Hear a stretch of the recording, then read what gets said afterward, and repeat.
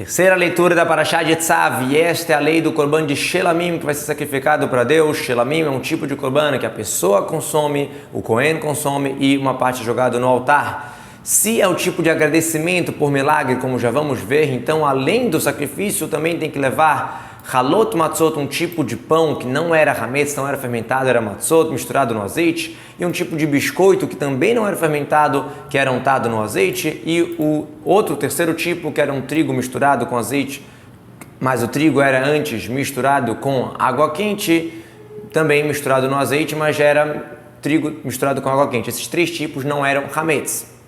Se esse sacrifício é por algum agradecimento por um milagre que aconteceu para ele, por exemplo, a pessoa que foi no mar, que era perigoso, andava no deserto, um preso que saiu da prisão, um doente que se curou, eles precisam agradecer, como está escrito no Pasuk, Yodul Hashem Chazdov, vão agradecer para Deus sua bondade, suas maravilhas, como está lá no Salmo 107, e lá descreve essas quatro situações. Então, se for por uma dessas situações que a pessoa jurou dar o Shelamim, então é chamado Shalmei Todá, e precisam desses pães falados aqui, e eles são consumidos somente durante um dia e uma noite, ou seja, o dia que sacrificou e a noite seguinte, como já vai explicar na continuação. E ele vai fazer, na verdade, 4 tipos de pães, porque aqui nesse passuco tem halot, trekekin e revuchá, são 3 tipos matzah, 3 tipos não fermentados. Já na continuação fala além do pão hametz, do pão mesmo que era fermentado. E cada espécie tinha 10 pães, ou seja, cada tipo desses 4 tipos eram 10 pães, assim está explicado no Tratado de Menachot.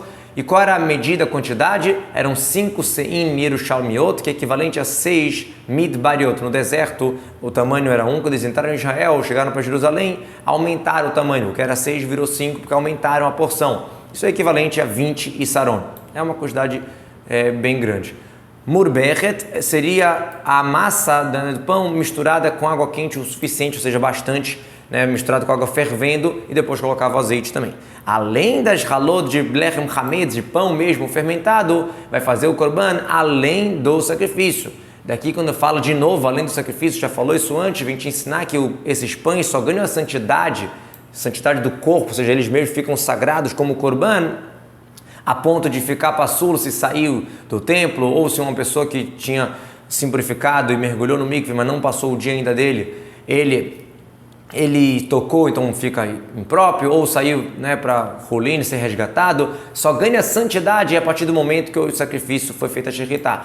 Fez shechitá no animal, aí esses 40 pães ganham a sua santidade. E ele vai sacrificar, vai oferecer um de cada 10 desses korban como presente para Deus, e isso vai ser para o Cohen que está fazendo comer, ou seja, o Cohen vai poder comer um de cada 10 dos outros 36 pães, quem come são os próprios donos. De cada tipo vai dar um como presente para o Cohen e o resto é consumido pelos donos. E a carne, a gente sabe que também o razê, o peito e uma parte da coxa vai ser dado para o Cohen, como está explicado na continuação também sobre movimentar o peito e a coxa, a gente vai ver isso na continuação. Então a Todá, o korban de agradecimento, ele também é Shelamim. Dentro do grupo Shelamim existe o subgrupo Todá, que é um korban de agradecimento. E a carne do sacrifício de Todá, de Shelamim, deve ser consumida no dia e na noite seguinte, não pode deixar até amanhã.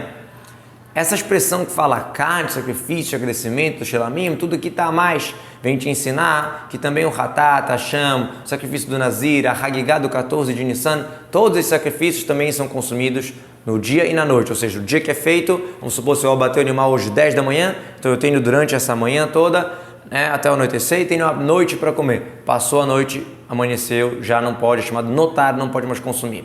No dia, e a mesma lei, mesmo prazo da carne é o prazo dos pães. Aqueles pães têm que ser consumidos também naquelas 24 horas ou menos, naquele período ali da manhã e da noite. Não pode consumir, não pode deixar até de manhã, ou seja, sinal que pode comer durante a noite. Porque então foi falado que só até meia-noite, na verdade, para afastar a pessoa do pecado, ela não achar que tem muito tempo e deixar pela noite inteira, colocar esse limite do meia-noite. Mas pode realmente até o amanhecer.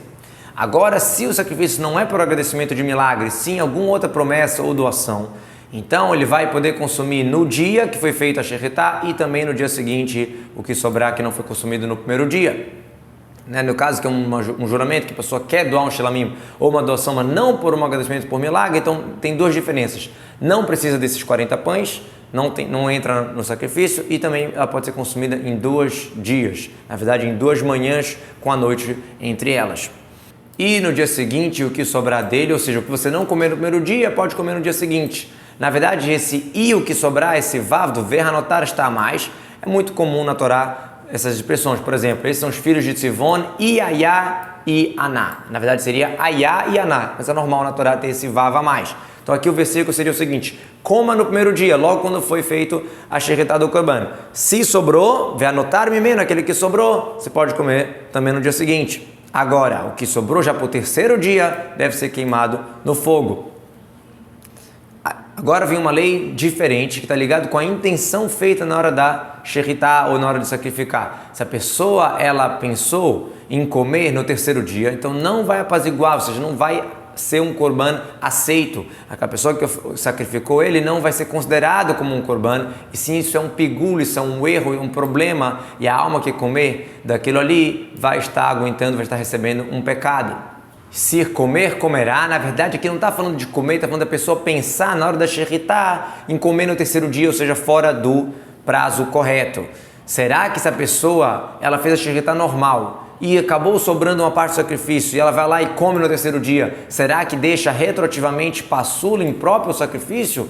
Não pode ser, porque o passul usa a expressão aqui ramakriva, aquele que vai sacrificar, ou seja, na hora de sacrificar que pode dar o problema de ficar passul, não no terceiro dia. Então a explicação do versículo é: no momento que você vai sacrificar, você não pode pensar, falar que vai comer aquilo ali depois. Se fez isso, é pigul, ou seja, é uma coisa errada, abominada, não pode ser consumida. E a alma que consumir, nesse caso, que fizeram a intenção errada, mesmo se comer no prazo correto, aquilo ali ela vai aguentar o pecado, ou seja, é proibido comer aquilo ali, independente do prazo, se fez a Sheritá com a intenção errada. E uma outra lei: a carne que tocar em qualquer coisa impura não pode ser consumida, tem que ser queimada. Agora a carne que ela está pura, todo puro pode comer. Vamos já explicar. A carne diz sagrado, de shelamim, que tocar no impuro não pode consumir. Obviamente que uma carne comum não tem esse problema.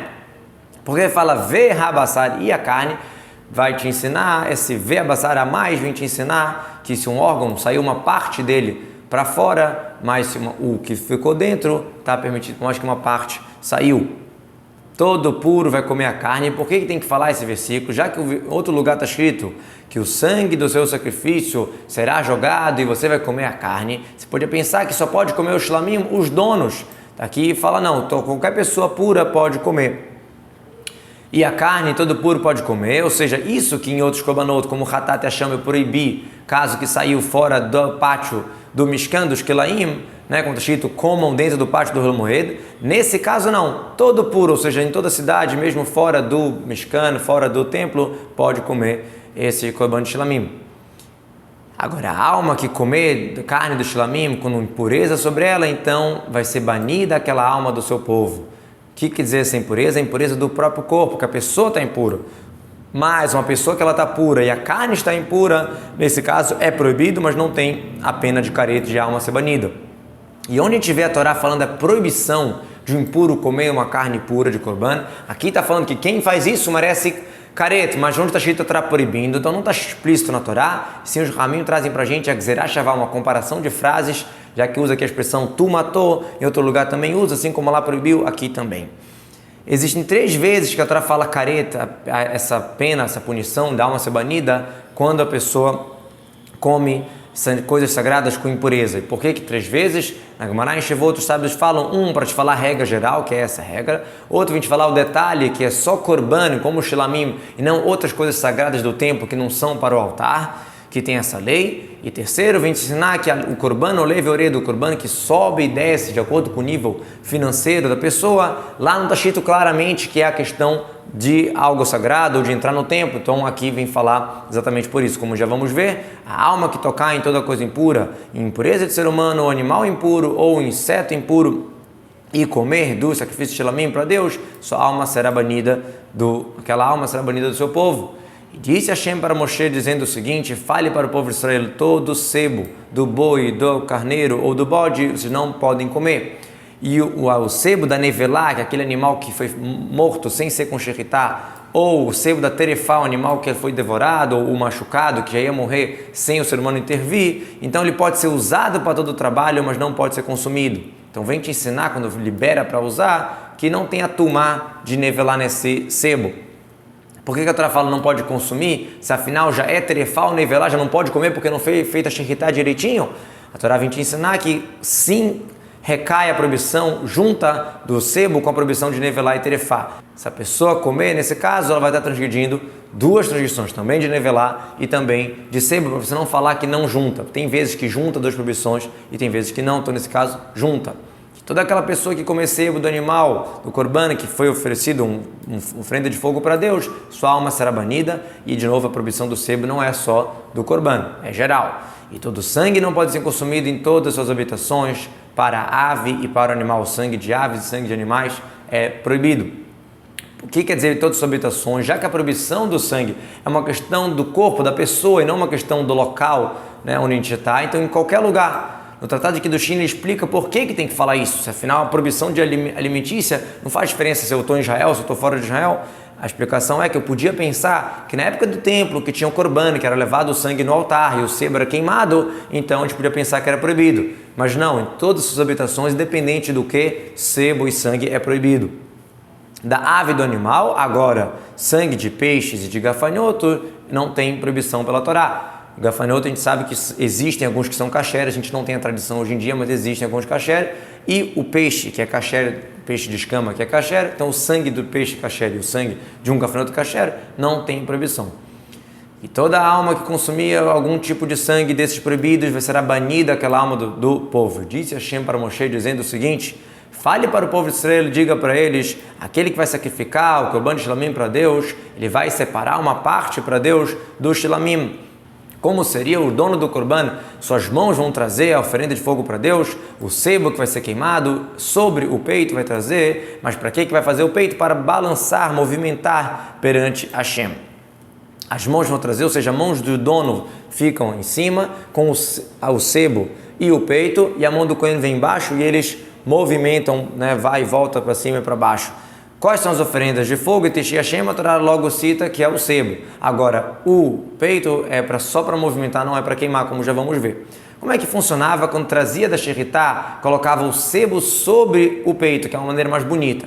Mas quando ele virava para a mão do Cohen, então, que ia movimentar, então ficava o peito em cima e o sebo embaixo, porque afinal a ideia de movimentar era o peito que ia ser dado para o Cohen. Por isso que em outro lugar fala, Vachazeh tenufá alisher alavim. O razê da movimentação sobre as oferendas de sebo que vão ser queimadas, ou seja, o peito está em cima. E depois que movimentou, dava de novo para o terceiro cohen que ia queimar. E aí, nesse caso, o peito já ficava embaixo e o sebo em cima, que é a maneira de kavod. Por isso que fala, colocaram os sebos sobre os peitos, né, em outro lugar. Então aqui a gente vê que tem 3 kohanim que usavam, primeiro trazia da sheritá, depois jogava para o cohen que ia movimentar e depois dava para o cohen que ia queimar. 3 kohanim exatamente para ficar mais kavod, mais gente servindo no sacrifício. O sebo sobre o peito vai trazê-lo, mas o peito para quê? Lehanif, diz a Torá, só para movimentar, não para queimar no fogo. Já que falam as oferendas de Deus e fala o sebo e o peito, você poderia pensar que o peito também. Não, só para movimentar. Na verdade era consumido pelo Cohen. E o Cohen vai queimar o sebo, vai oferecer o sebo no Mizbeach, e já o peito vai ficar para Arão e seus filhos comerem. Disso que fala junto, queimar no Mizbeach o sebo e o peito se dado para Arão, vim te ensinar que só pode ser consumido essa carne depois que as partes que foram separadas para levar para Deus já levaram para o altar. Se ainda está embaixo, não foi oferecido, então o Cohen não vai poder comer ainda as partes dele. Mais uma parte que o Cohen recebe é o shokayamim, uma parte da coxa da direita, vai ser uma doação para o Cohen dos shalamim, dos sacrifícios de vocês. Qual seria o shok? Vem desde a parte da arkubá, da parte do finalzinho do pé, existia uma parte que era cortada para vender junto com a cabeça. Então, dessa parte para cima até a parte do meio, seria equivalente ao joelho, alguma coisa assim, essa parte da coxa era dada para o Cohen. A pessoa que sacrifica o sangue do shlamim e o sebo do filho de Arão, para ele vai ser a coxa da direita como porção, como parte que ele vai comer. Na verdade, não está falando que só ele pode comer, e sim a pessoa que está apropriada para jogar e para sacrificar, jogar o sangue, sacrificar os sebos, ou seja, quem estava impuro na hora de jogar o sangue ou na hora de queimar o sebo, ele não pode dividir, não pode pegar uma parte dessa carne. que o peito do movimento e o choco, a parte da coxa que foi enaltecida, eu peguei do povo de Israel, do corban deles, para dar para Aharon e seus filhos, isso é uma regra eterna, um presente do povo de Israel. Tenofá é movimentar, terumá é elevar. Então tenofá seria molir, mevi, levar e trazer, e terumá seria subir e descer. Este é o agradecimento de Aharon e de seus filhos, os presentes que eles recebem dos fogos, das oferendas de fogos para Deus, no dia que aproximaram eles, trouxeram eles para servir para Deus. Que Hashem ordenou para dar para eles, quando eles foram enaltecidos, do povo de Israel, uma regra eterna para todas as gerações. Esta é a lei da Olá, da Mincha, Hatat, Hasham, são vários tipos de sacrifícios, e Miluim, da inauguração, quando você inaugura um Cohen, e o Shelamim, a Miluim, do dia que um Cohen é inaugurado, que Deus ordenou para Moshe no Monte Sinai, no dia que ele ordenou o povo de Israel fazer os korbanot, ele ordenou dar essas partes específicas para o Cohen, assim ele ordenou no deserto de Sinai.